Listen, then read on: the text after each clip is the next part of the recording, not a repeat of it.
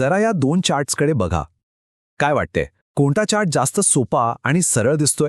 हा वरचा जो एकदम क्लीन आहे, की हा खालचा जिथे सगळीकडे लाईन्स आणि इंडिकेटर्सची गर्दी झालीये?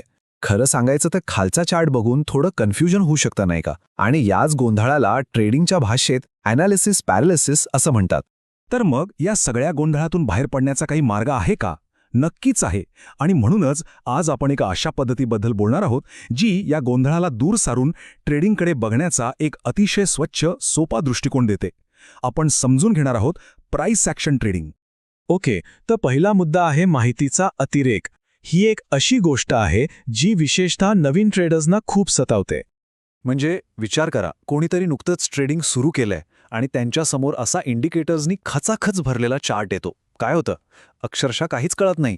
एवढ्या सगळ्या लाईन्स, ग्राफ्स, बँड्स, ह्या सगळ्या गोंधळातून प्राइस नक्की काय सांगायचा प्रयत्न करतेय हे शोधणं म्हणजे गवताच्या गंजीत सुई शोधण्यासारखं आहे.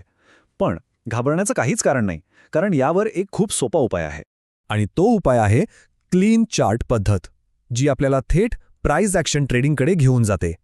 हा त्या माहितीच्या अतिरेकावर एक जबरदस्त इलाज आहे.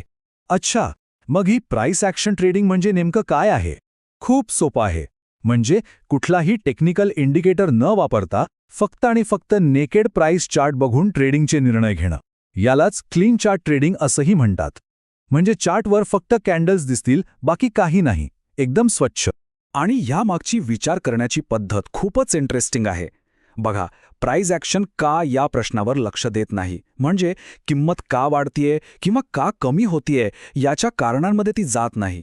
त्याचं लक्ष फक्त काय यावर असतं. म्हणजे किंमत काय करत आहे, ती वर जातीये, खाली येतीये, एका रेंजमध्ये आहे, हे सगळं थेट निरीक्षणावर आधारित आहे, कुठल्याही अंदाजावर नाही.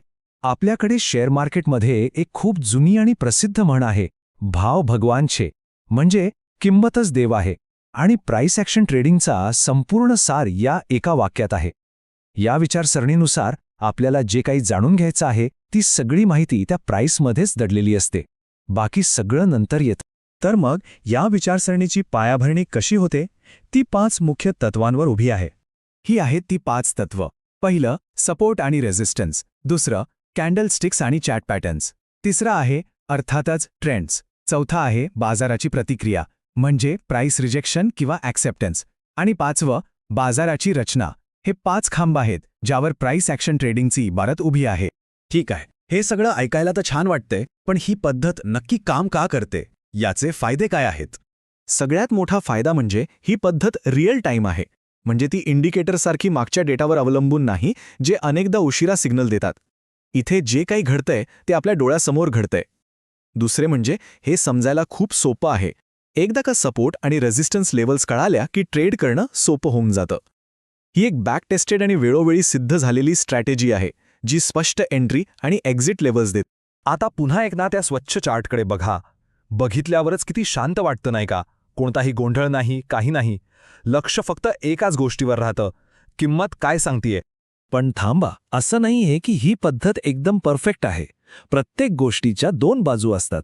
त्यामुळे एक सावधगिरीचा इशारा म्हणून याचे काही तोटे किंवा आव्हानं काय आहेत हेही समजून घेणं तितकंच महत्त्वाचं आहे. पहिलं म्हणजे वेगवेगळ्या टाईम फ्रेमवर वेगवेगळे सिग्नल मिळू शकतात, ज्यामुळे गोंधळ वाढू शकतो. दुसरी गोष्ट, कधीकधी चुकीचे सिग्नल्स येतातच आणि ते मॅनेज कसं करायचं हे शिकणं खूप महत्त्वाचं आहे. आणि तिसरं म्हणजे इथे रोजच्या रोज ट्रेडिंगच्या संधी मिळत नाहीत. कधीकधी चांगल्या संधीसाठी खूप वाट बघावी लागते. आणि यामुळेच एक गोष्ट अगदी स्पष्ट होते की प्राइस ॲक्शन ट्रेडिंग हा संयमाचा खेळ आहे. ज्यांच्यात योग्य वेळेची वाट बघण्याचं धैर्य आहे त्यांच्यासाठी ही पद्धत आहे. इथे घाई करून चालत नाही. बरं, मग सुरुवात कुठून करायची? पहिली पायरी कोणती? सगळ्या तज्ज्ञांच्या मते जर टेक्निकल ॲनालिसिस शिकायचं असेल तर सुरुवात नेहमी प्राइस ॲक्शननेच करायला हवी, कारण यामुळे चार्टची मूळ भाषा कळते. एकदा का हा पाया पक्का झाला की मग पुढे जाणं खूप सोपं होतं. पण एक मिनिट थांबा, याचा अर्थ असा नाहीये की इंडिकेटर्स एकदमच निरुपयोगी आहेत, असं अजिबात नाही.